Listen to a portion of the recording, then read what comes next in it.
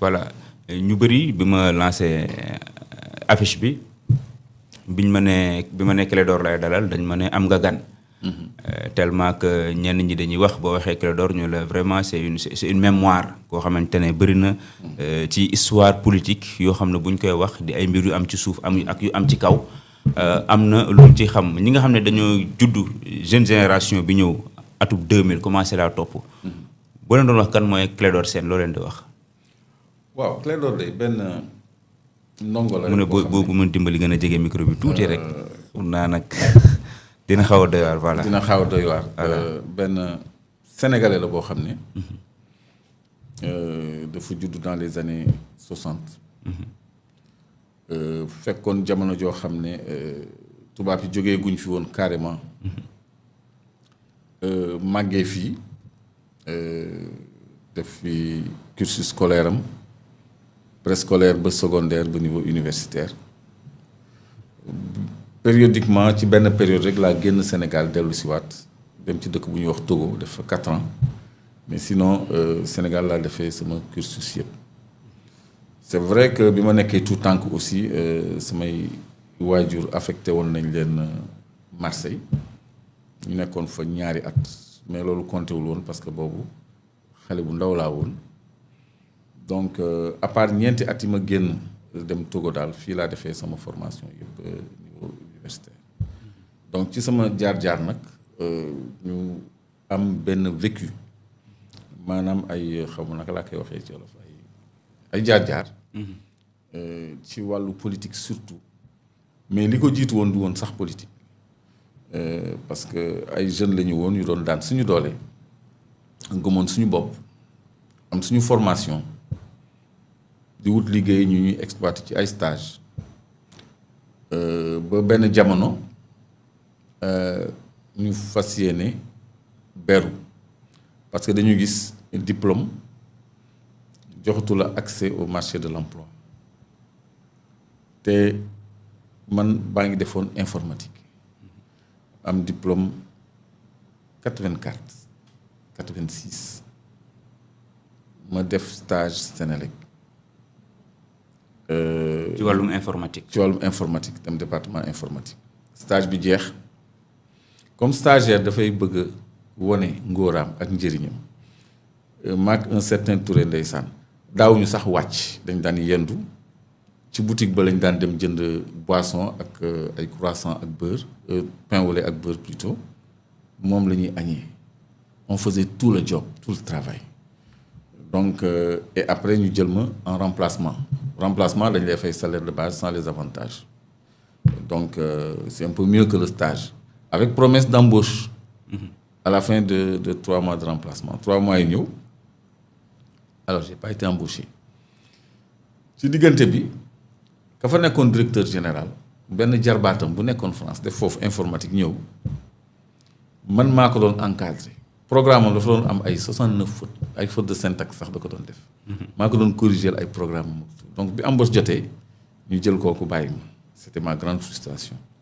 ñu ne mën naa xaaraat beneen 3 mois ñu renouveler waatal ma beneen 3 mois ma xaaraat ça fait 9 mois xam nga au total fekk man liggéey bi may liggéey comme avec beaucoup de on m'appelait là-bas monsieur stock parce que tout ce qui était gestion de stock man lañ ko doon jox loolu moo tax ma dem defiwaat BTS comptabilité pour mën a jël en compte les applications comptables parce que ay applications comptables rek lañ ma doon jox ma dem defi anglais scientifique tamit parce que programmation boobu amul woon application yi ay ciel comptable ay logiciel de comptabilité yi amul woon ay application yoo xam ne da ngay bës bouton rek mu def liggéey bi yëpp wala ay intelligence artificielle yooyu ñun ñoo daan programmer da nga daan bind sa algorithme testé ko bu amee faute nga corriger ba muy dox mu doog a nekk un programme boo xam ni da nga koy utiliser donc loolu dafa laajoon benn esprit logique dafa laajoon xarañte dafa laajoon même attention parce que même syntaxe bi maanaam point rek mën na changer sens programme. effectivement parce que chaque fois suñu cours dañu daan jàngal ni ci wàllu syntaxe dafa am un jour ñu lancé fusée Ariane en France pour mu war a mettre en orbite benn satellite fusée bi dafa dem jusqu'à l'espace daal di enclencher directement programme retour am à cause d'un point d'une faute de syntaxe parce que ñaari programme li leen di teqali c'est un point bu amul point day enchaîner directement du ko considérer comme beneen séquence. ok alors foofu on voulait attirer notre attention ci syntaxe ni mu amee importance ci programmation donc un blanc dafa am signification un point dafa am signification et cetera et cetera donc kooku nga xam ne dafa amoon carence yooyu yëpp kooku la ñu mujj embauché alors moi j'ai jeté l'éponge ma dem nappi donc à l'île de Ngor mooy mon histoire avec l'île de Ngor avec mes amis on a essayé. nga commencé dugg ci pêche bi quoi voilà waaw pour mën a am sama revenu bopp parce que à un certain âge bëggatuma woon compter ci samay parents. papa may ma paas ma jàngi wala may ma jënd yére wala may ma dàll ak yow tout ça. Et puis mes amis avaient la même ambition on s'était joints après ñu dem tenter ji suñu chance foofu quoi donc c'est pour te dire qu'au début c'était même pas une histoire de politique. ok ñun dañ doon daan suñu doole rek ba dégg rajo un jour benn discours du président Abdou Diouf nga xam ne je le répète tout le temps mu dem Thiès ñu sonal ko fa parce que c'était la pré-campagne de 88 on était en 87 alors il s'est adressé à la jeunesse qualifié leen de jeunesse malsaine cette pseudo-jeunesse malsaine ñu xool li ñu daj yëpp pour am accès au marché de l'emploi man daan naa sax journalier wu avant may dem nappi nga xam ne da ngay dem fajar pour ñu jël la di nga rang ay 4 jours duñ la jël kiy jël dalay xool yërëm la rek jël la benn yoon xam nga et puis tu avais des ay 2500 3000 par journée balaa ngay am journée di nga fajaru pendant une semaine. ay à l'époque c'était quelque chose hein vers les années 86 85 c'était quelque chose c'était quelque chose alors loolu juste bëgg autonomie moo ko waraloon alors si on voit après tant d'efforts et d'acharnement un président vient nous traiter comme ça alors ça m'a frustré. foofu la frustration bi juddoo. voilà et puis on s'est dit bon. nga dem opposé ak moom. nañu dem ville waaw on s'est joint à la contestation parce que temps yooyu ñu ngi doon waajal ay élections et puis ay élections très contestées. en 88 yi en 88 léegi ñu dem di xool ban tendance la gars yi nekk ak yooyu tout ça. donc noonu laa duggee ci entourage politique parce que ba léegi. boobu ba tey musuma jël benn carte parti politique et c'est un choix. et c'était le choix de notre groupe te ba léegi nii jëluma carte parti politique te yaakaaruma ko. ok loolu moo tax mu am benn esprit révolté bu tax nga sóobu ci politique sa première rencontre ak Abdoulaye Wade. bon Abdoulaye Wade maa ngi ko gis quand il a été libéré de prison. ok kon avant li ñuy wax yëpp amul woon gis mosoo leen woon gisee. non Abdoulaye Wade dama ko jaaxal en fait parce que dañuy def élection 88. ñu voté dimanche vote bu doy waar sax alors lundi matin Abdoulaye Wade était candidat ñu jàpp ko Abdoulaye Bathily était candidat ñu jàpp ko ci élection présidentielle. Amath Dansokho était candidat ñu jàpp ko l'avocat la maître Babacar Niang dem si yàlla ñu jàpp ko. parti bu ñu tuddee PLP la yoroon donc Landing Savané rek moo muccoon parce que moom dañ ko cherché ba sonn kenn gisuñ ko il s'est caché léegi non seulement candidats yooyu dañ leen jàpp mais seen ay jegeñaale dañ leen jàppoon ay Idrissa Seck ay Ousmane Ngom ay dem si yàlla Boubacar Sall ci côté PDS ak yeneen cadre LD ak PIT yoo xam ne Abdou Diouf ñoom ñëpp la jàpp leen boobu résultat yi génnagul. ok léegi loolu nag mais dafa créer benn révolte bu doy waar. mu ngi mel ni 2019 rek ñu dem élection ba pare Macky Sall jàpp candidat yi nekkoon candidat yi mu jàpp leen ay Idriss Seck ay Ousmane Sonko mais kon naka la dëkk bi di mel du tàkk day tàkk loolu moo doon contestation 88 donc contestation yooyu dafa durer 72 jours 2 mois et 12 jours de contestation continue sans arrêt ca la Abdou Diouf du doog a cédé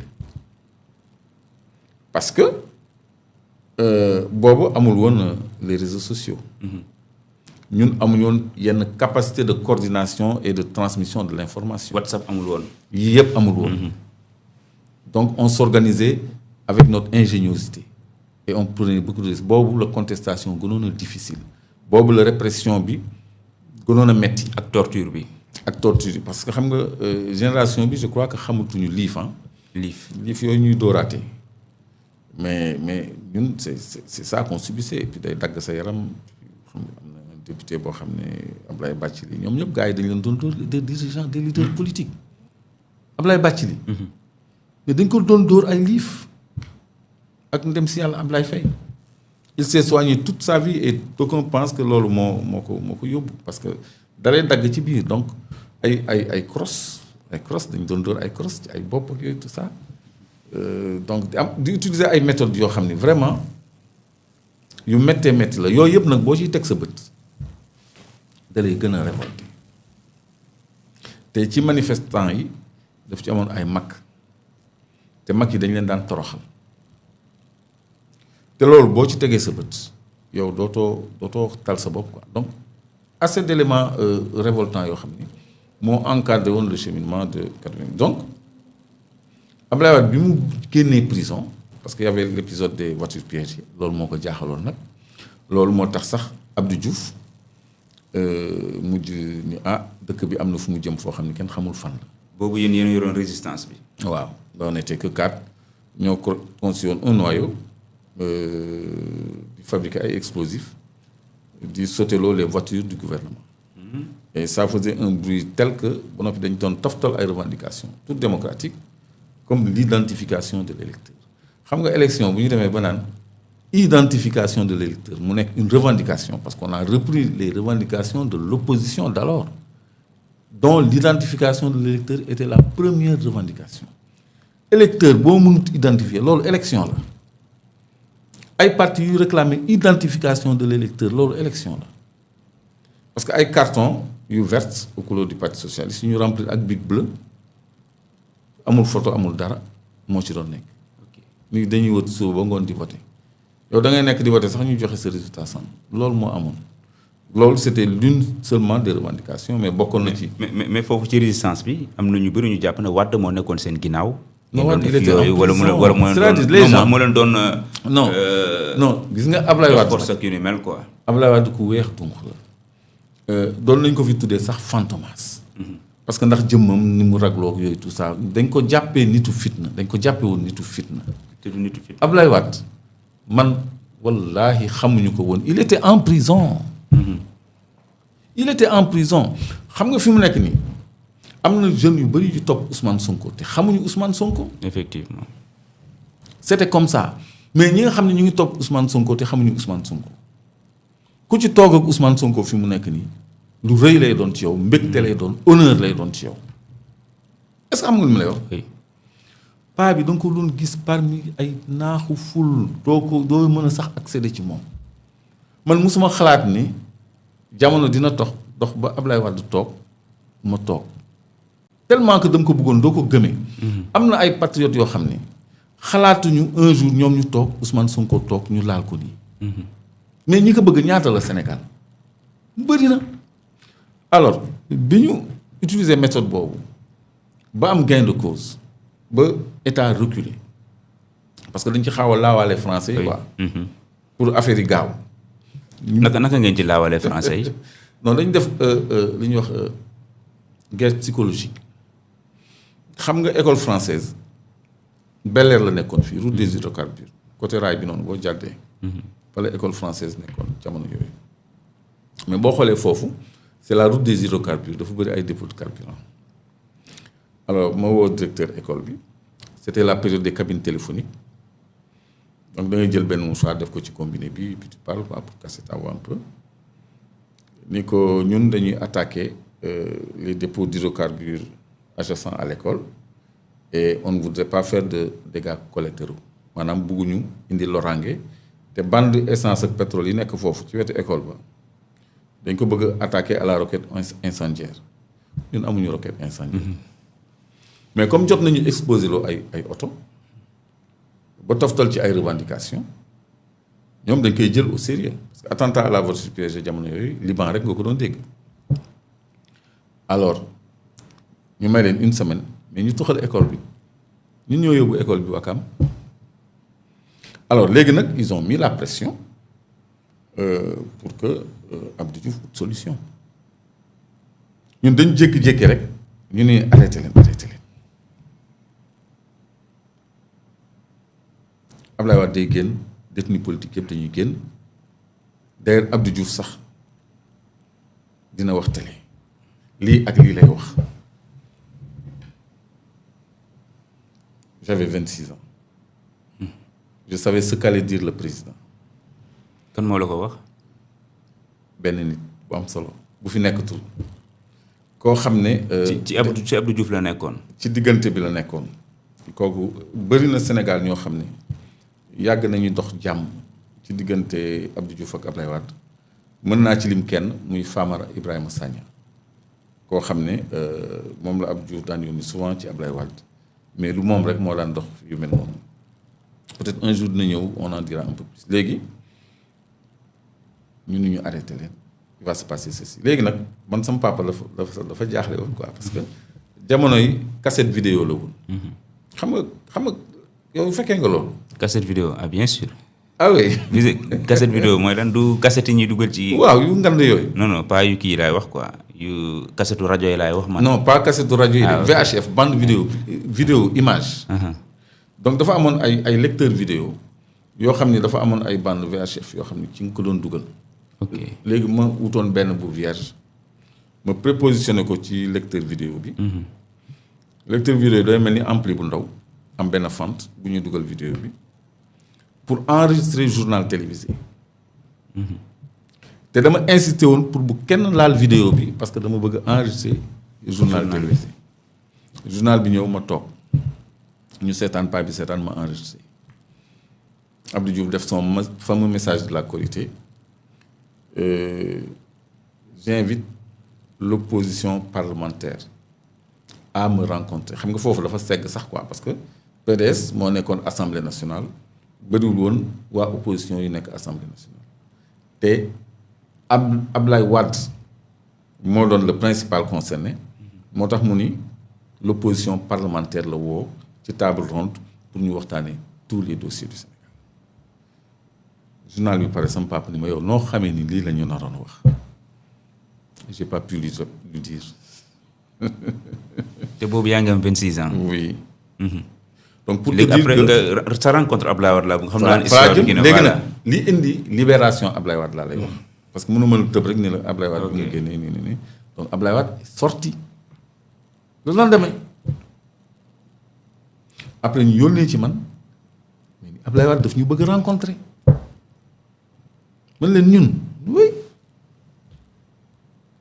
Ablaye Wade wooluñu ñëw toog maa ngi toog Ablaye Wade toog mennum Ousmane Ngom moo ci bokk. moo leen raxoon. waaw ku jege woon Ablaye Wade la ñu toog ñu waxtaan mu ni lan moo tax ngeen def lii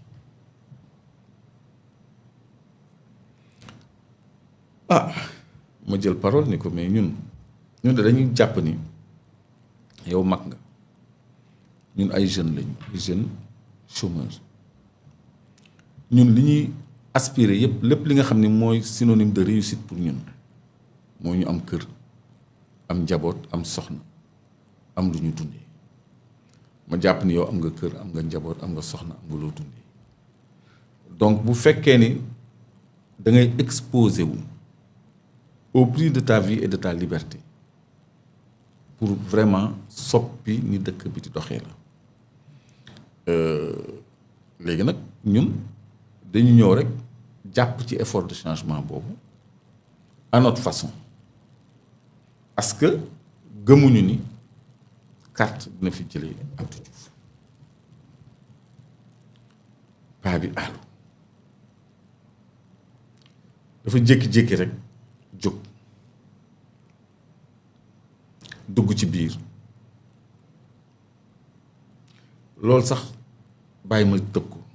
non lu xew. non bàyyi ma tëb mu dugg ci biir après. après ñëwaat na toog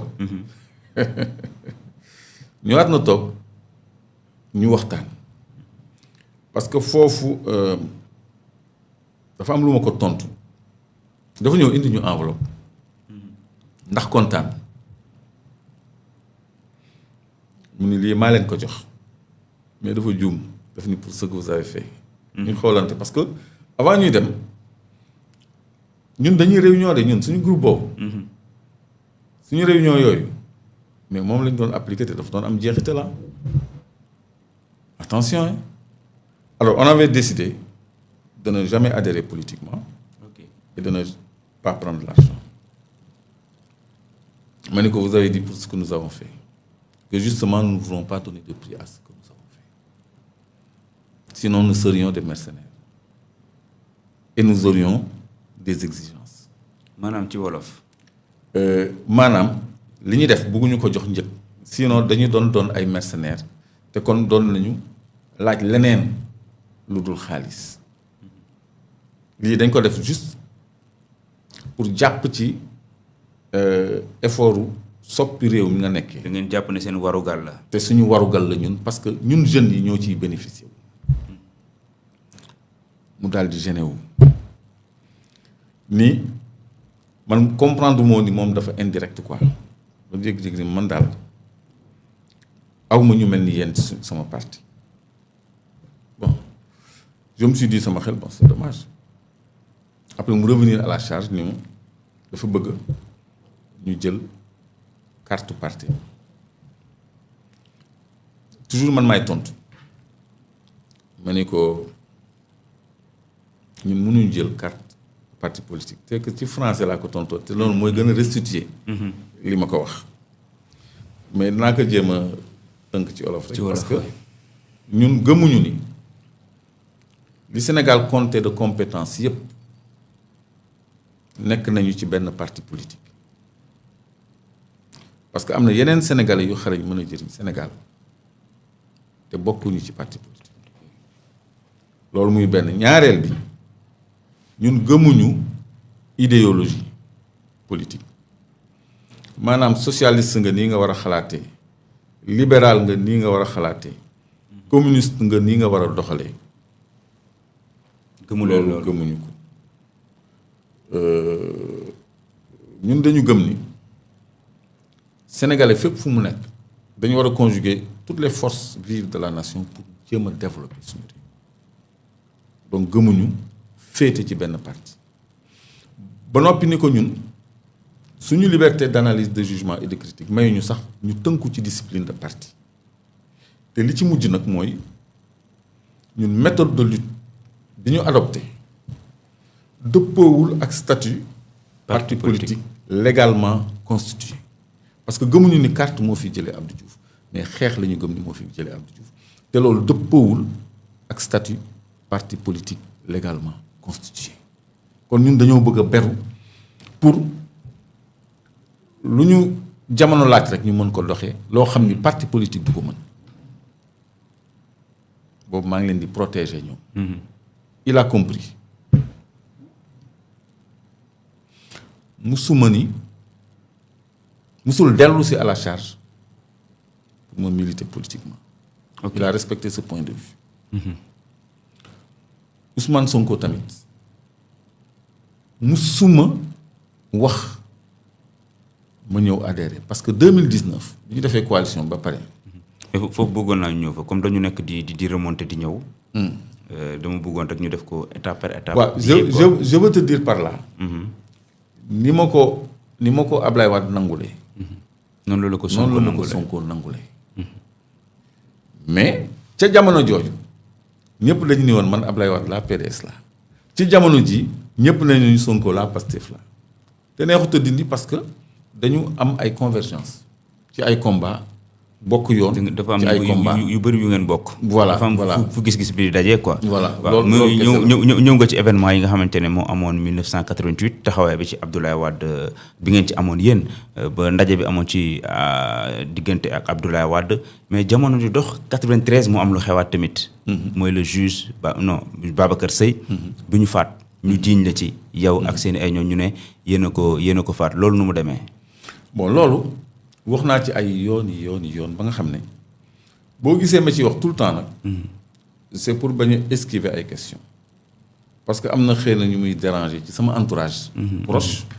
parce que may ñëw fii rek ñu mën a non bul wax ci loolu. parce que xam nga li ñuy éviter mooy man maa ngi avancer mais on veut toujours me marimer. dañ lay tirer ci ginnaaw vers le passé.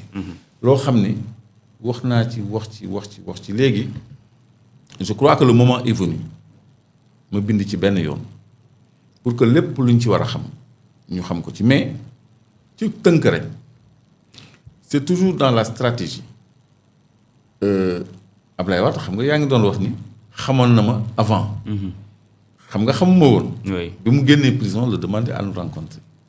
noonu aussi lañ ko bëggoon a tere mu nekk vice-président laa wax waxuma sax président parce que booba moom ak Abdou Diouf ñu ngi woon ci tànku déggoo ci poste vice-présidence pour fay coow li doxoon seen diggante parce que 93 dafa amoon le problème des ordonnances ci élection présidentielle PS dafa utiliser ay ordonnances yu bëri ba changer le cours des résultats ñu dem législative PDS def même chose utiliser ordonnance ba mu waroon changer aussi le cours des résultats PDS waroon majoritaire à l'Assemblée nationale ci jamono yooyu Abdoulaye Wade li mu doon wax ay militants pour téye leen pour ñu bañ a def contestation yu mel ni yu 88 nga xam ni tàngoon na lool te 88 dama ko tënk.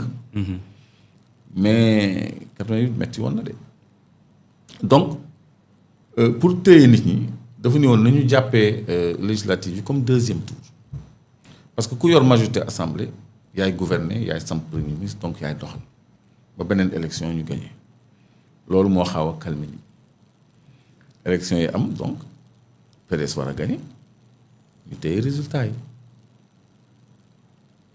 1 mois génnewuñu résultat mais dafay baax a fàttali li xew parce que commission nationale de recensement des votes benn jigéen ñi ñuy wax Anta Viaz moo ko jiite woon parce que moo nekkoon premier présidente cour d'appel donc moom moo waroon joxe résultat provisoire avant conseil constitutionnel de joxe résultat définitif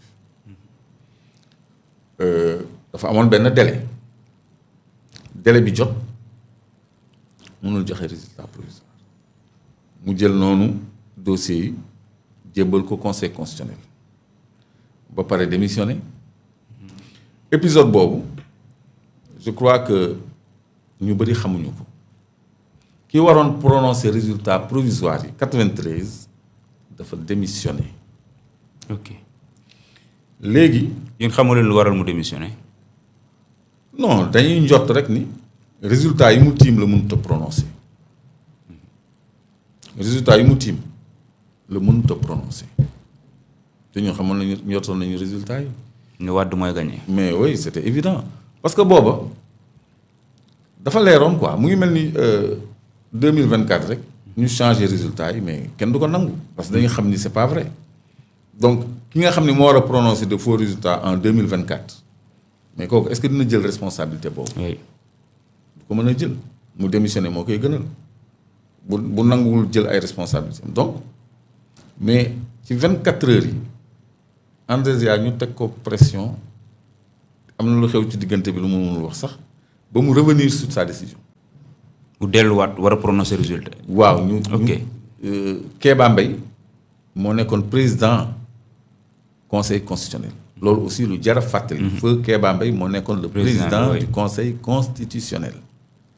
Kéba Mbaye moo bindoon le code consensuel de 92. donc mu Kéba Mbaye delloo ko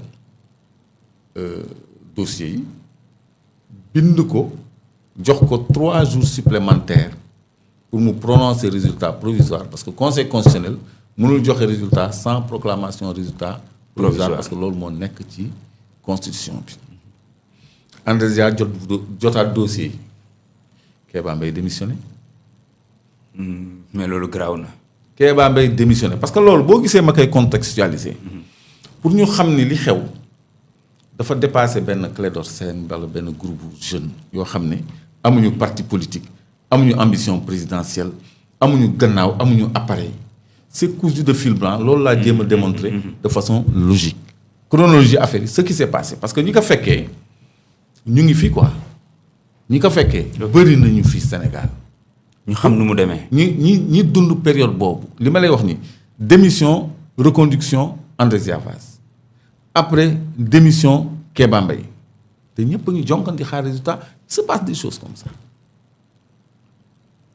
léegi Andrésia 3 jours après entre-temps ñu nommé Ousmane Ndiaye Ousmane Ndiaye moom la ñu nommé mu remplacer su fekkee ni am na ku fi internaute bu je crois que c'est Ousmane Ndiaye moo mujj remplacer Kéba Mbaye comme président du conseil constitutionnel comme président du conseil constitutionnel mais événement yi mu lay wax nii nag avant proclamation résultat yi la woon ok alors léegi 3 jours bi mu jotee Andrésia ba léegi prononcé wu résultat yi noonu la refilé dossier bi conseil constitutionnel sans proclamation de résultat provisoire aucun résultat provisoire n'a été proclamé en 93 noonu lañ ko joxee conseil constitutionnel léegi jour bi dossier bi demee conseil constitutionnel 14h 15h ci la assassinat médecin yi am xoolal chronologie boobu 14h30 Famara Ibrahima Sagna mu ngi jóge këram pour dem ci Ablaye Wade pour proposer ko la vice-présidence CX bu weex la yoroon citoyenne CX bu weex la yor man gis naa oto jour boobu te oto boobu la doon ñëwee kër Ablaye Wade tout le temps moi je connaissais sa voiture il venait là-bas Famara Ibrahima Sagna c'est-à-dire man Sénégal c'est un peu décourageant nag parce que man mbir mii li ma fi wax li ma ci wax kenn mësul dem ci benn acteur pour jéem a ne serait-ce que étayer li may wax. mais ñu si bëri duñ ci nangu. am non leen ci xam. kenn demu fa. soxna si ma mujj defal émission Île de Ngor ci loolu nee naa ko demal seeti diw ak diw ak diw laaj ko diw ak diw ak diw mais Andrésia mais kooku man est-ce que xam nga lan moom mu gënoon intéressé ci dialogue national bi parce que dañu ma ni Andrésia Vaz da doon ñëw te man dama bëggoon wax ak moom mais ñooñu mais il faut que ñu laaj leen. mais les gens veulent comprendre même bu fekkee ne amul sax ay responsables yu ñuy guillotiner wala yu ñuy emprisonner mais au moins ñu xam. ce qui s'est passé. léegi acteurs yaa ngi dem benn par benn mais ñi fi des mënuñu def sax même un jury d'honneur pour ku nekk ñëw joxe sa part de vérité mais loolu on le doit à la mémoire du Sénégal. effectivement. les gens veulent comprendre donc yow en tant que journaliste boo demoon ci Andrésia laaj ko su bañee wax nga xam ni man maa ko gën a am courage ci sujet bi wala moom elle est normalement pas directement impliquée nga dem ci les acteurs du conseil constitutionnel ñi fi des mais am na ci ñoo xam ni seen procès verbaux ñu nekk man xam nga ñu ngi naan dossier bi réer na. procès verbaux ci lan noonu.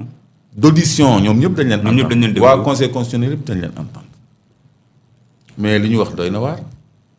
ah bon ñoom ñu nekkoon conseil constitutionnel. Diaité il est vivant ñoom ñëpp seen ay PV ñu ngi fi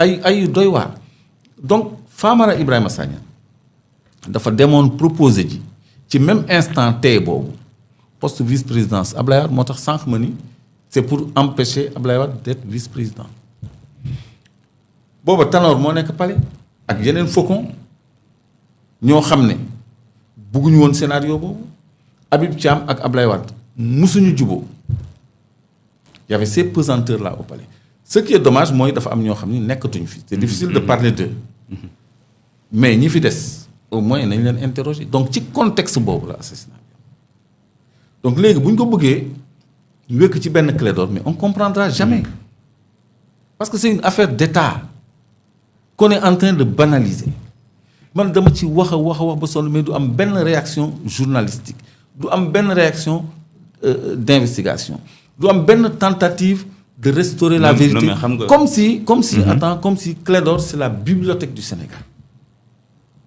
Il y a d'autres acteurs dans cette affaire li ma la mën a wax. Ablaye Wade ak Abdou Diouf c'est les deux personnes qui en connaissent le moins. c'est-à-dire ñoom ñoo gën a néew luñ ci xam ci dossier bi Abdou Diouf ak Ablaye Wade man fi mu nekk nii sama mbébét bi gën a mag mooy toog ak Abdou Diouf am na ku ko jege ku ma ko wax. pour lan. dafa foog ma wax ak moom Abdou Diouf foog ma wax. loo koy wax. non loolu mënu ma ko wax fii mais il faut que ma wax ak moom man wax naa ak Ablaye Wade. il faut que ma wax ak Abdou Diouf ci mbir mi. ci mbir mi ak ci lépp donc ñoom ñaar ñoo gën a néew luñ ci xam léegi ci procès bi. procès bi léegi ñaari piste lañu amoon piste PDS boobu la ñu gënoon privilégié ak piste PS ñu dem ba ci procès bi ñu ni écarté nañu piste PDS ñu jox waa PDS non lieu ban piste moo des du piste PS. PS oui. léegi ñu teg piste PS on a refusé d'instruire la piste PS ñu ne piste PS c'est pas plausible donc soxla ñuy perdre suñu temps ci loolu toujours ci procès. gis nga lii wax naa ci ay yoon mais chaque fois ci beneen angle laa koy wax toujours ci procès bi dama demandé woon benn complément d'information ni leen léegi automédecin mu ngi fii gendarmerie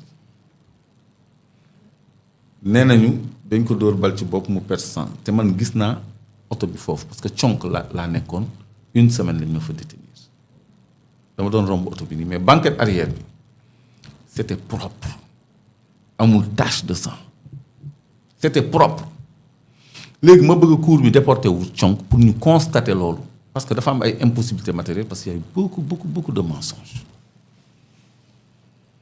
garde corps bi ak chauffeur bi nekk ci benn oto chauffeur bi ni yoon bi lañ jël garde corps bi ni non yoon bee lañ jël. ci procès bi. ci procès bi ñoom ñaar ñu contradictoire garde corps bi ni wàcc na riposte chauffeur bi ni wàccu garde corps bi ni ñaari Abdou le médecin soloon kële ni ñetti Abdou la soloon ba ñu laaj secrétaire bi bi mu fi génn 3 pièces la soloon bi muy dem hôpital 2 pièces lañ ko réceptionné ñoom ñaar ñu waroo ci finalement c'est la secrétaire qui a attesté que effectivement 3 pièces fan lañ ko simmi ku ko simmi yooyu yëpp autant de zones d'ombre. Le médecin légiste c'est un colonel français xam nga principal hôpital militaire la le docteur Brucio mais c'est un officier mais qui dit pas la vérité moom moo réalisé autopsie bi moom moo réalisé rapport balistique bi expertise balistique bi maître Madické Niang daf ko acculé de questions il a dû reconnaître que deful autopsie. Ah bon? Oui parce que dafa ni colonel Koulibaly capitaine Koulibaly. moo ko jàppale bu muy def autopsie il a extrait une balle de la tête de médecin. Colonel Koulibaly on l'a entendu en tant que témoin c'est-à-dire nag àtte bi ils ont pris des précautions parce que témoins yi dañu leen dugal ci benn salle boo xam ne duñu suivre débat yi kooku ñu dugal ko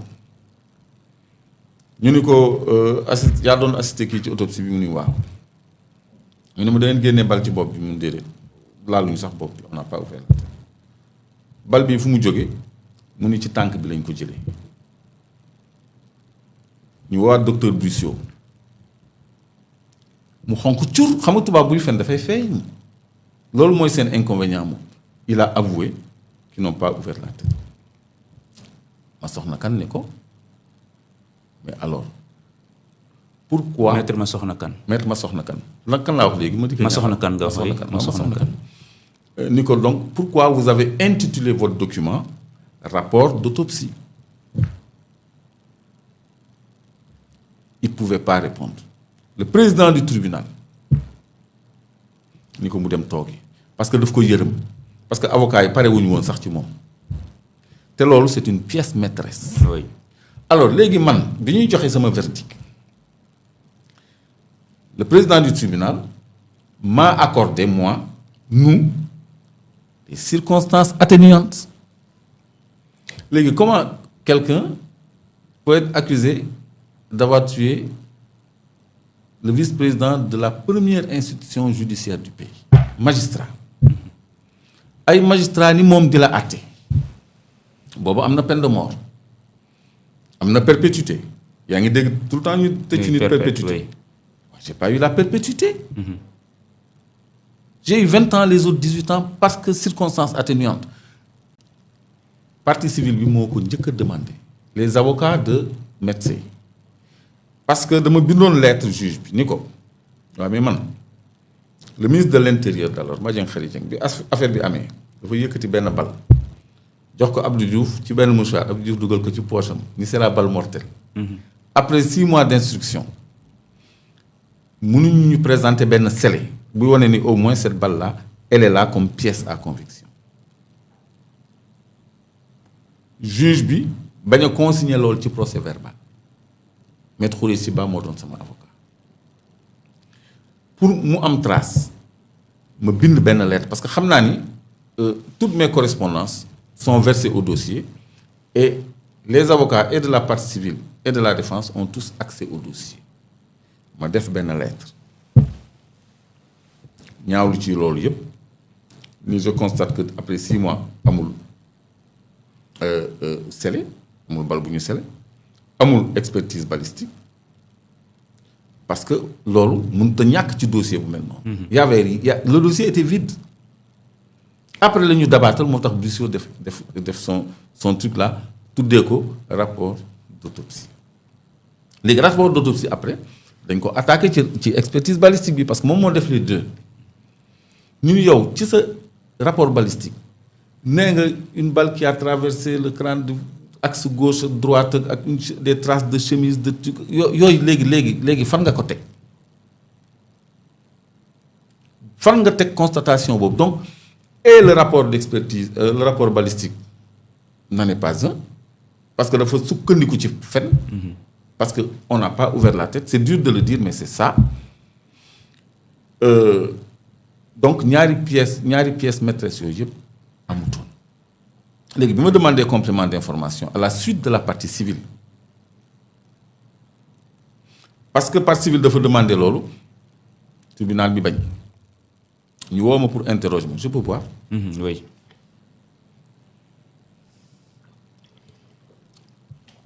ñu woo ma pour interroger ma mu poser ma question. à médecin maître Mame Adama Gueye il a été bâtonnier maître Félix Koïta il a été bâtonnier. Maître Hélène Cissé, ils avaient presque 13 avocats parce que c'est un membre du corps judiciaire. Effectivement. Mais gis nga après loolu bi président refusé complément d'information ñoom ñëpp dañu déporté wu maanaam démissionné avocat bu démissionné dañuy wax dafa déporté wu donc ñoom dañu déporté wu. Mame Adama Gueye il est vivant Maître Félix Koïta il est vivant mais alors est-ce que di nga dem ci ñoom laaj leen lan moo tax ñu renoncer à défendre un magistrat assassiné tout avocat qu'ils sont et ce dernier fut bâtonnier de l'ordre des avocats il a été avocat aussi tout magistrat qu'il est médecin est-ce que xam nga ni avocat la woon. Oui avocat la woon. Voilà. Donc kooku par solidarité de corps da nga ko war a défendre quel que soit alpha Mame Adama Gueye ñëpp xam nañu c'est un homme pétri de valeur. Maître Félix Koïta j'oublie les autres mais il y en avait plein léegi ñoom ñëpp démissionné ba mu des ñaari avocat maître Boubacar Wade ak maître Hélène Cissé man ma am plus de 10 avocats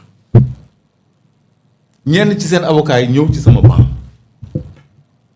di me conseiller je me souviens de maître Dior Diagne moom dafa doon défendre Moustarchidine parce qu'on avait tenu quand même une session spéciale des cours d'assises yoo xam ni Moustarchidine yi ak ñun rek lañ ci jugé woon parce que nit ñi dañuy omettre souvent aussi les événements de 94 yoo xam ni y avait 6 policiers qui avaient été tués à la suite de manifestations donc ñaari dossiers yooyu rek le cours bi connaîtoon c'était une cour spéciale boo xam ne dafa am lu ko wundu woon lu ko laloon on va être long parce que ça c'est une longue histoire mais ñun dañu bëgg xam. c'est une longue histoire. mais c'est important mais xam du ci man rek la war a jógee justement effectivement parce que vraiment je suis fatigué d'en parler d'en reparler parce qu'on me rattache toujours à ce passé que je suis en train de dépasser te bëgguma wone aussi ni c'est un sujet que j'évite mais quand ça doit se limiter qu'à moi alors que des gens qui peuvent apporter la lumière sont là ay avocats yoo xam ne dañ doon défendre médecin ñu démissionner en plein procès mais loolu am na lu tax c'est plein de sens maam Adama Gueye mu ngi fii maître Félix Koïta mu ngi fii ñeneen ñu ngi fii il faut leur demander pourquoi ils ont démissionné parce que gëmuñu affaire yi bu ñu nekkoon dans un pays de droit vraiment kenn du ma condamné parce que à la fin de l'audience man maa mujjee jël parole bu ñu accusé avez-vous quelque chose à ajouter les gens disent souvent non moi j'ai dit oui j'ai tenu un discours de 30 minutes 30 minutes nga koy wax ak ñoom waaye may wax ak ñoom je me suis défendu c'était un procès historique alors léegi ñooñu démissionné donc je disais que maître Dior Diagne Moustarchidine la doon défendre mais après dafa toog sama wet di ma conseiller alors léegi verdict bi ñu ni man 20 ans les autres 18 ans parce que circonstances atténuantes ci jamono joo xam ne y a la peine de mort y a la perpétuité mais pourquoi 20 ans dañ jàpp ne yaay cerveau bi non wala parce que ils ont waaw parce que yaay cerveau bi quoi ouais.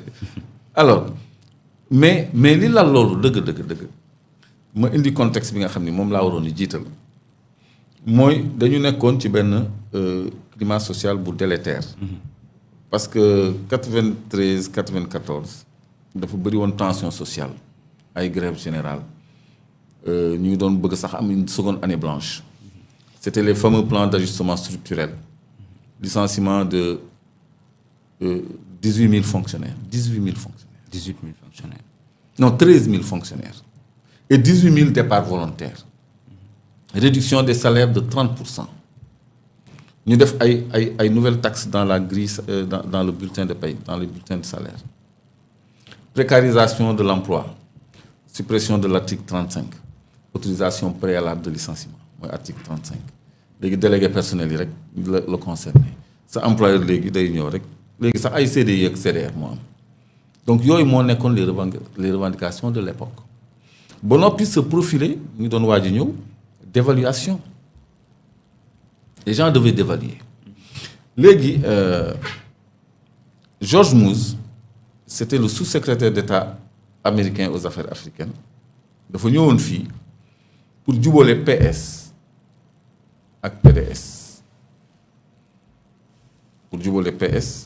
ak PDS à sa suite feu le président François Mitterrand ñëw fi dajale mais Ablaye Bathily mu ngi fi mais ñooñu pourquoi duñu leen woo ngeen laaj mais Ablaye Bathily Amath Dansokho n'est plus là mais Ablaye Bathily est là Ousmane Ngom est là parce que Ablaye Wade dafa bañ a dem Ousmane Ngom moo demoon représenté ko donc parce que ñooñu ils étaient dans le gouvernement de Abdou Diouf parce que Abdou Diouf dafa élargir le gouvernement à LD et au PIT donc ñooñu Mitterrand woo leen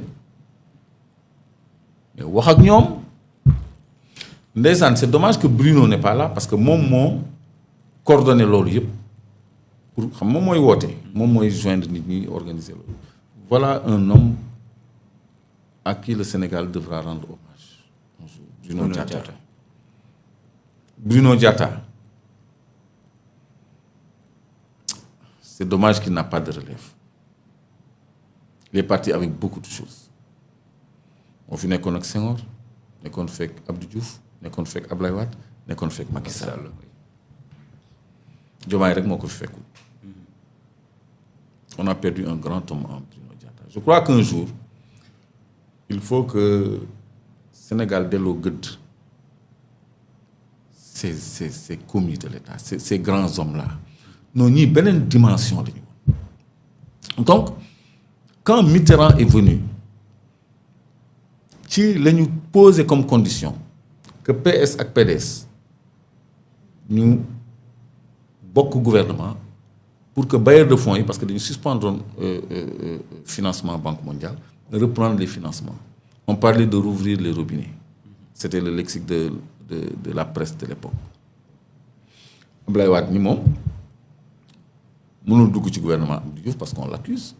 ñu ni kon il faut vider ce dossier, il faut vider le procès. Donc procès bi cour d'assises benn yoon lay am par at te cour d'assises amoon na ba pare. léegi ñu organiser une session spéciale de cour d'assises pour ne connaître que de deux dossiers, affaire Metsey, affaire Moustarchidine. Point. Les avocats dont je parle, ils ont été payés en dollars.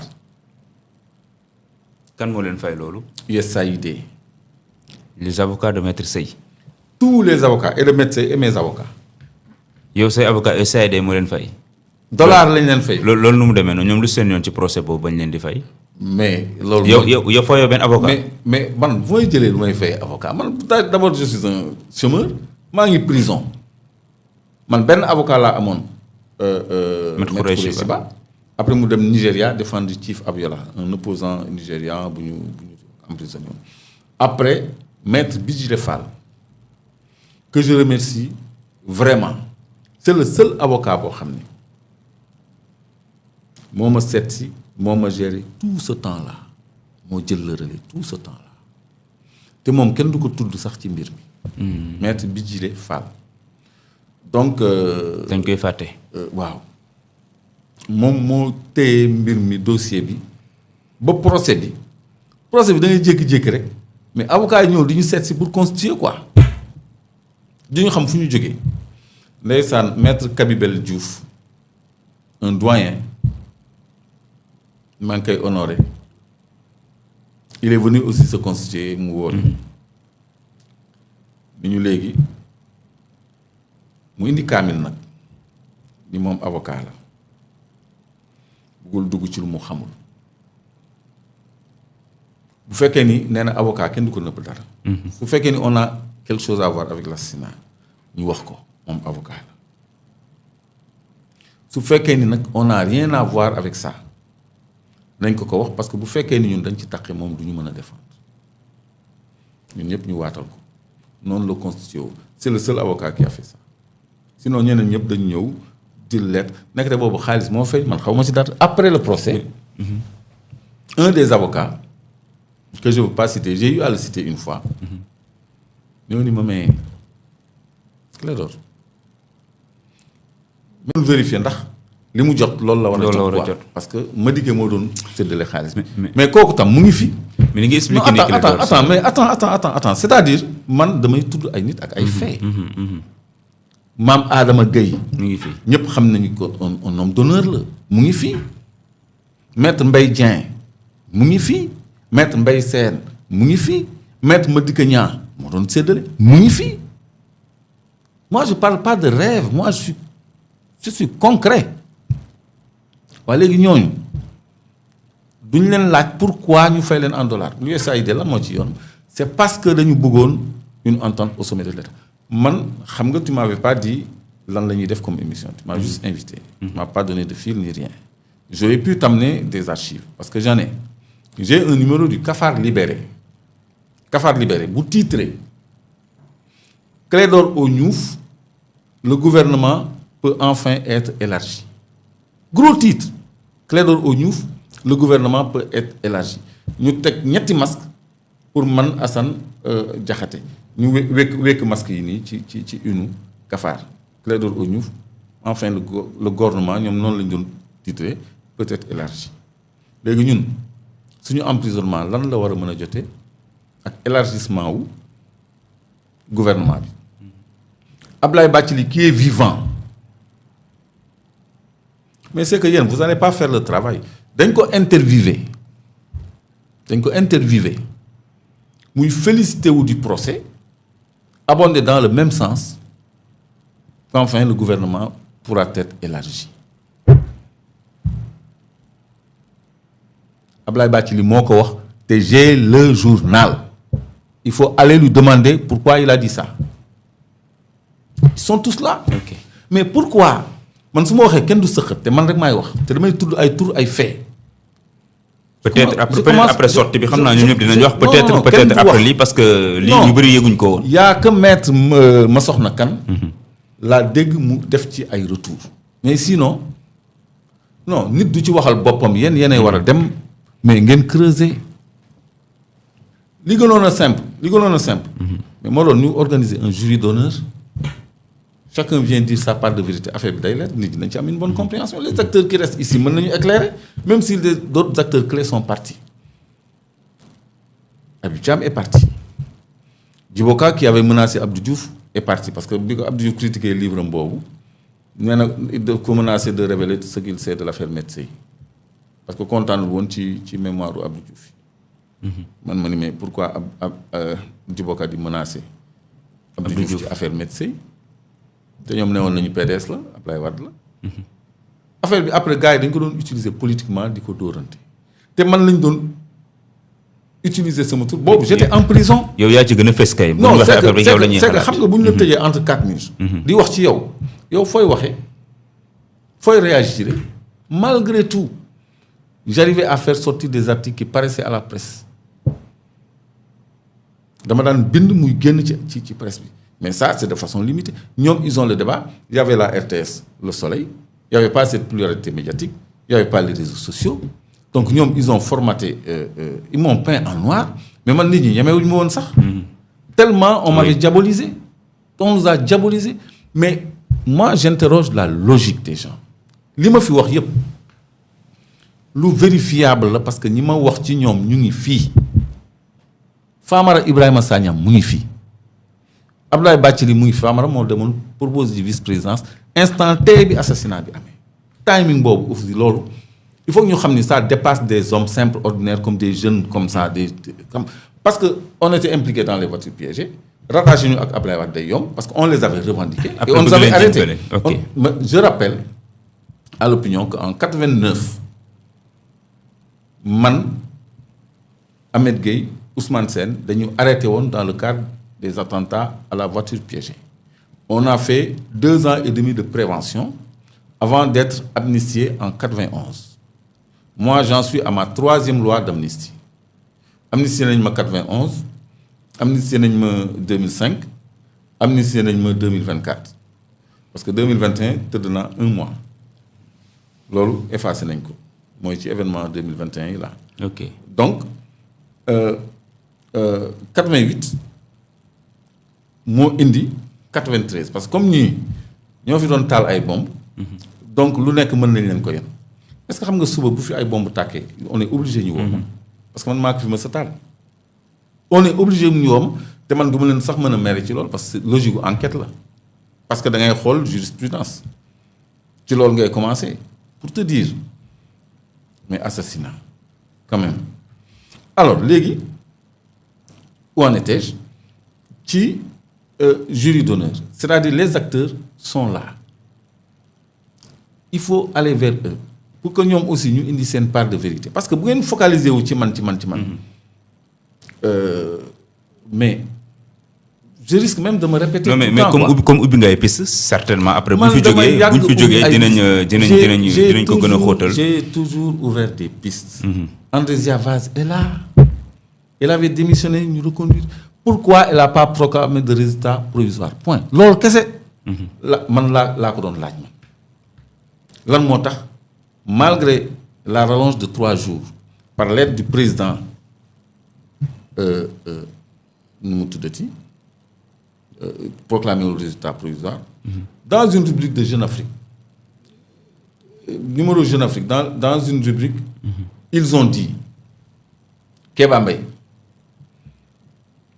il a dit xam nga moom bi ñu ko laajee dafa ni woon li taxoon mu démissionner c'est parce que moom moo concevoir le code consensuel et puis par le biais des ordonnances mu gis ni am na faille moo tax mu démissionner Je suis tombé sur Ben Jeune Afrique. Je lisais beaucoup en prison, j'avais tous les journaux. Dans la rubrique, ils ont dit, nous avons proclamer la réalité des résultats parce que il faut nous éviter. Motax mu démissionné. Donc il a donné une deuxième version qui est autre. Ils ont dit. Donc légui Clédor c'est bien. Man vraiment awma ben problème pour wax ci lolu. Mais dama am entourage tamit. Ñoo xamné man sax damay gis lolu. Peut-être sax bokku ñu ci gis à 100%. Moment bi nga xamné ñun ñu ngi taxaw ci yoonu jëm kanam. Ñom né nañ pourquoi man may nangu tout le temps ñu may rétrograder dans le passé. Effectivement. Di me rattacher à ce passé. Alors que je suis en train d'avancer. Ok mais fofu li ma bëgg indi fofu rek moy li ma bëgg indi fofu rek moy daf ci am ñu bari génération yu bees yi xamne xamuñu won lu xew. Xamuñu won lu xew amuñu opportunité parce que histoire bi côté bu nek netalé nañ ko. Ku nek wax na selon nu mu la arranger ak noko mëna waxé. Motax da fay don opportunité parce que amna ñoo xam sax sa présence ci plateau yi sax dañ nan wa pourquoi nga di inviter Clédor. Il a été condamné pourquoi ñu ko gis ci plateau yi mi wax ci ressources naturelles nangam ak nangam. Ñoñu li nga doga li nga expliquer ni légui daf leen di servir. Ñu xamné ah kon kat ñun amna information ñu doon wax yo xamantene peut-être on n'avait pas la bonne information. Non, moi je suis pas à la conquête de l'opinion. C'est-à-dire je suis à la recherche d'un éclairage. Te dama japp ni faisceau de lumière bi affaire bobu soxla du ci man rek la mëna joggé. Parce que bo gisé ma contextualiser ko. C'est dommage que amna ñu fi nekkatul. Ak ño xamni même bu ñu fi nekkon duñ ci wax man ni Bruno bu fi nekkon du wax. Mais ñi ma lim Famara Ibrahima Sagna bi taal autom au même point CX bu weex dem ci Ablaye Wade pour lui proposer la vice-présidence. Te man Ablaye Wade waxoon na ma ko. Parce que mu toogee ay fan waxul dara man dama ñëw ni ko mais on fait quoi lii nit ñi comprendre ñu. résultat yi sàcc nañu élection et puis toi il faut que tu te prononces. mu ne ma non xam nga alors Famara il a quelque chose à nous dire. Les avocats qui ont été payés en dollars ils sont tous là, ils sont nombreux. Même ay maître Hélène Cissé Boubacar Wade ñom ñep ñu ngi fi ay ñom Mbaye Sène ay ñom Mbaye Dieng ay ñom Madické Niang ay ñom Massokhna Kane ay tous et c'est des hommes d'honneur ñoñu duñu wax lu dul deug rek lañuy wax. Mais on a besoin de leur vérité. Effectivement.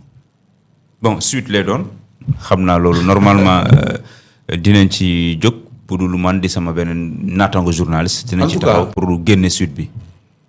Du ñom rek.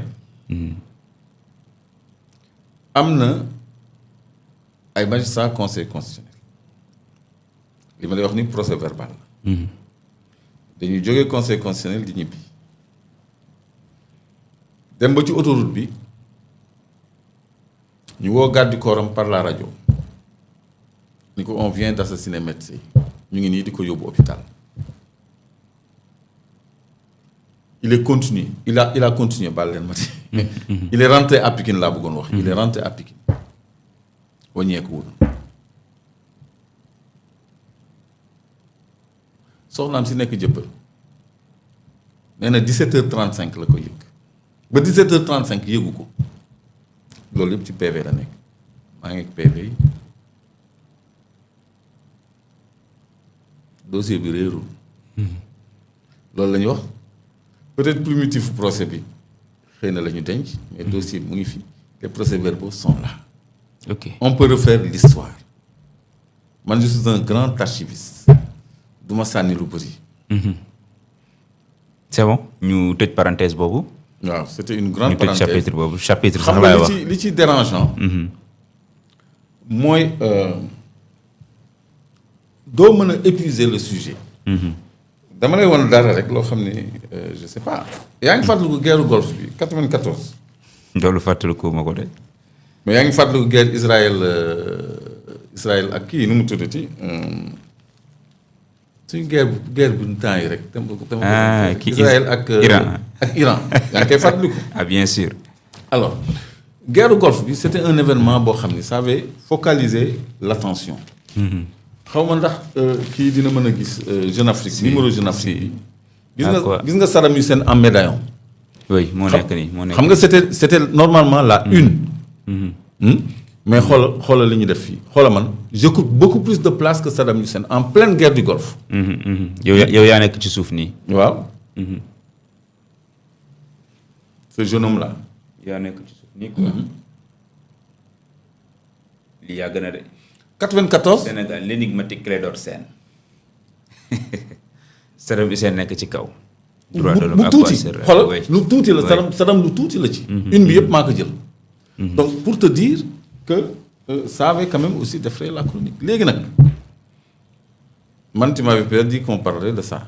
mais sinon j'ai tellement de choses. ok man damay archiver. gis nga ay documents yi may génnee ci pétrole ak gaz depuis jamono yooyu laa leen doon dajale moi j'ai 60 kilos d'archives.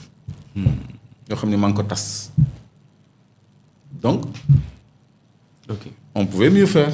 mais ñi ñuy suivre jàngee nañ ci lu bëri xam nañ ci lu bëri certainement am na solo bu baax a baax maintenant dañuy continuer transition rek la woon benn parenthèse. maa ngi jégalu sama xaritu bopp bi ni woon. bu ci wax je veux juste qu'on me comprenne parce que moi je suis un intellectuel. c'est vrai. et je suis un témoin de l'histoire. c'est vrai. du question damay rétropédaler wala damay dem sur le rétroviseur mais samay nit ak samay jegeñaale dañu war a xam ni man moom ma sam bopp. effectivement. donc dama am jaar-jaar. am lu ma fekkee donc bu ñu ma ci interpellé lu ma ci mën a layanteeg nit ñi biir. lu may war lay doon parce que voilà loolu la les gens veulent comprendre loolu kese la.